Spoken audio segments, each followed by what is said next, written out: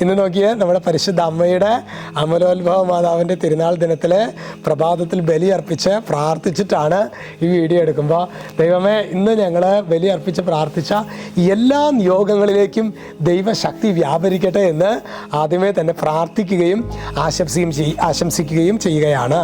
ഇന്ന് നാം ധ്യാനിക്കുന്നത് അത് ലൂക്കാ സുവിശേഷം 1:49.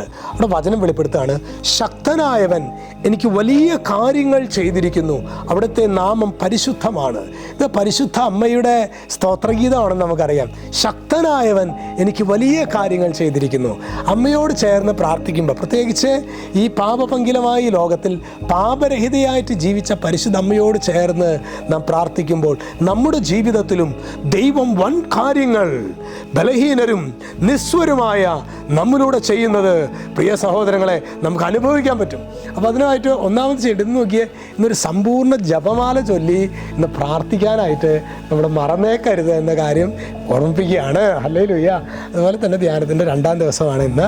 ശക്തമായിട്ട് നമ്മൾ പ്രാർത്ഥിച്ചേക്കണം.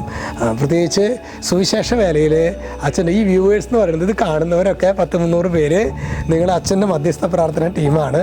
നിങ്ങൾ അച്ഛന് വേണ്ടി ശക്തമായിട്ട് പ്രാർത്ഥിക്കണം കേട്ടോ. ഹല്ലേലൂയ.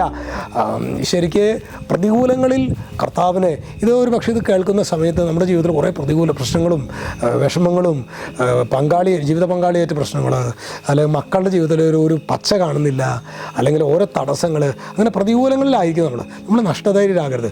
ഈശോയോട് ചേർന്ന് നിൽക്കുമ്പോൾ ഈശോ ആ പ്രതികൂലങ്ങൾ അതിജീവിക്കാൻ വേണ്ട കൃപ, പ്രത്യേകിച്ച് ഇന്ന് പരിശുദ്ധ അമ്മയിലൂടെ അത്തരത്തിലുള്ളൊരു കൃപ ഈശോ നമുക്ക് തരും. ഹല്ലേലൂയ. ദൈവമേ, ഈ ആശീർവാദം നൽകുമ്പോൾ അമ്മയുടെ കൂട്ടായ്മയിൽ കർത്താവെ, പ്രത്യേകിച്ച് ഏതെങ്കിലുമൊക്കെ തഴക്കദോഷത്തിൻ്റെ മേഖലകൾ ഞങ്ങളെ ബന്ധിച്ചിട്ടുണ്ടെങ്കിൽ ആ ഒരു ബന്ധനത്തിൻ്റെ മേഖലയിൽ നിന്ന്, തഴക്കദോഷത്തിൻ്റെ മേഖലയിൽ നിന്ന് ഞങ്ങൾക്ക് വിടുതൽ നൽകണമേ എന്ന് പ്രാർത്ഥിക്കുന്നു. രക്ഷിതാവായ യേശുക്രിസ്തുവിൻ്റെ നാമത്തിൽ ഇപ്പോഴും എപ്പോഴും എന്നേക്കും ആമേൻ.